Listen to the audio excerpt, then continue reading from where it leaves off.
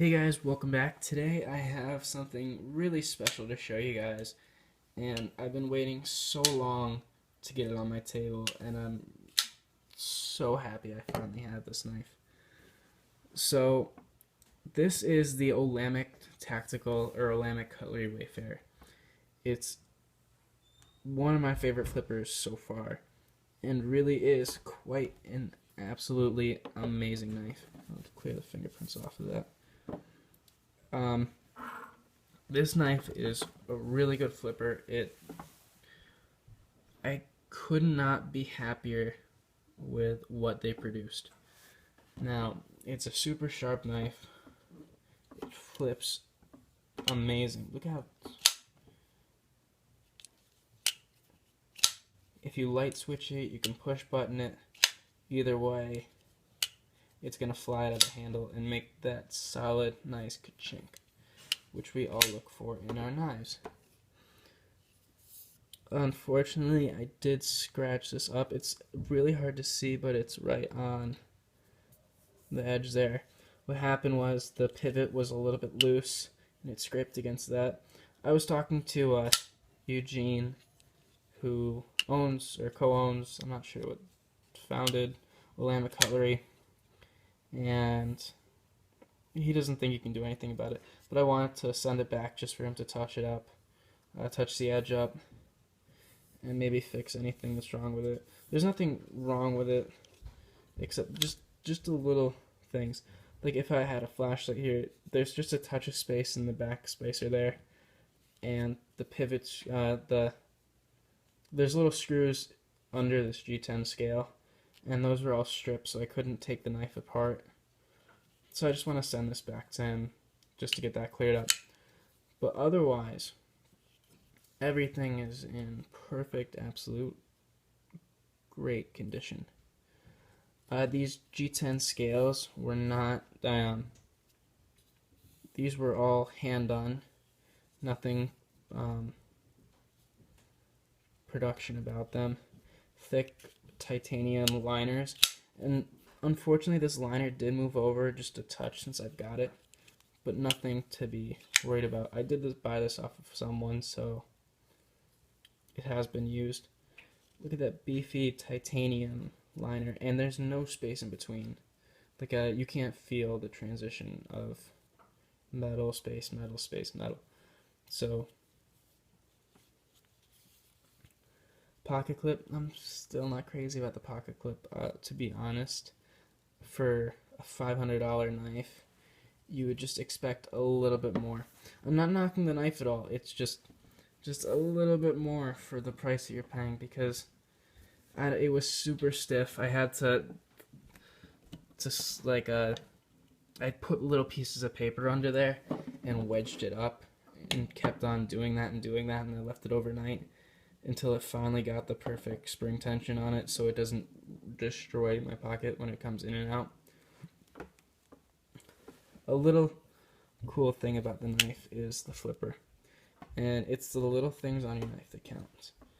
It really, honestly, kind of reminds me of a 1911 kind of hammer. Now, of course, I was prepared for this video, so you kind of see how in a 1911 how it has the opening for the trigger and for the hammer. It kind of is like that, and I love my 1911. So I'll show them side by side. I don't know, it just kind of gives you like this modern look. And honestly, I bought this gun solely based on the fact that it goes perfect with this knife. If that seems a little weird to you, I totally agree. It seems really weird to me as well, but it just happened that way. So I'm really happy about it. So here's to some specs. When you get this knife, you can see serial number is inside. This is W326. W stands for Wayfarer. 326 is the serial number. 4-inch matte satin. on this blade. You have the satin flats, and you have the matte finish on the blade. So it's a little cool.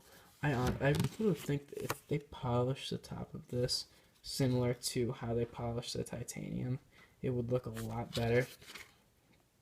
But we're not talking about a $800 knife. We're talking about a $500 knife. S35 VN steel, also labeled right there. Yep, you can just make it out. Pocket clip, stainless. I don't like titanium, but then again, that's just me. Even though stainless is a stronger material. G10 handles. Like I said, handcrafted G10 handles. It's more of a blue. It's a dark, deep blue, which really is cool. Titanium liners, and the date of birth is 3/11/14, so it's fairly new. It's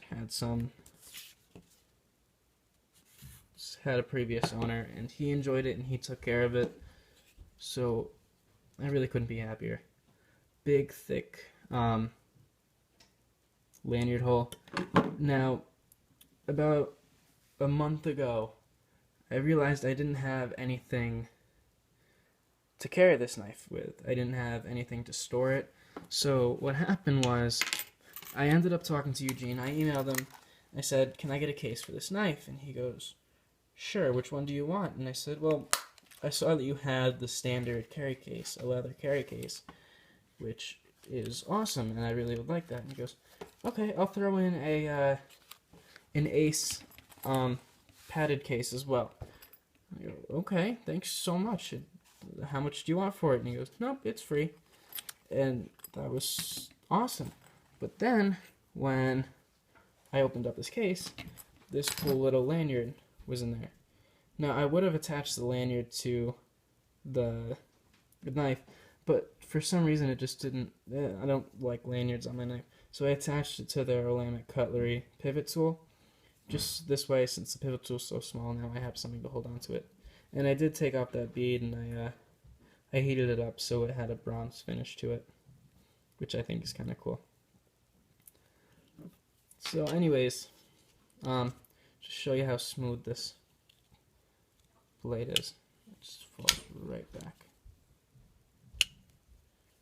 And that's the kind of quality you want. Pivot is still a little torn up. I have messed around with this pivot a lot. So this knife cut me here the other day. It kind of fell on my finger. My fault, completely stupid. It's still sharp. I just want Eugene to sharpen it up a little bit because I don't want to really ruin that edge, because I don't have a good track record with sharpening knives. So, oh yeah, size comparison.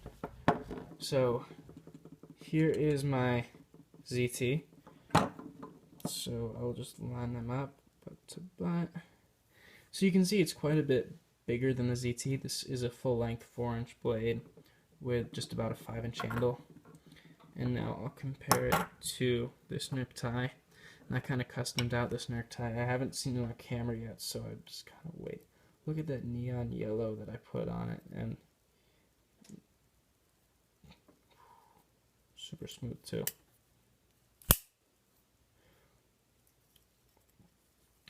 So there's your size comparison. It's a pretty big, beefy blade, big, beefy knife. So thanks for watching. I hope you enjoyed. Just a little overview. Oh yeah, and the jimping on this is all hand done and custom. You can see there's no regularities in this. It's all patterned off, and it gives it that really awesome custom look that we all strive for on our knives. Thanks for watching. Hope you enjoyed. Oh yeah, and I did this anodizing myself. You can see it's a purplish blue, and I'm really happy with that as well. Thanks for watching. I hope you enjoyed. If you ever get the chance to come buy an Olamic knife, do it. I'm just telling you, do it.